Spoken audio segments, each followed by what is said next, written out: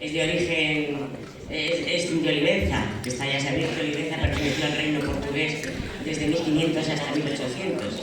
Y bueno, esta jota tiene, las estrofas son requiebros al revés, que los mozos le dedicaban a las mozas. Son muy numerosas, ya que se inventaban para cada ocasión. Las que hoy demostramos son las que más frecuentemente se cantaban. Esta, como antes he dicho, es una de las más populares del folclore extremeño y se titula La Uva.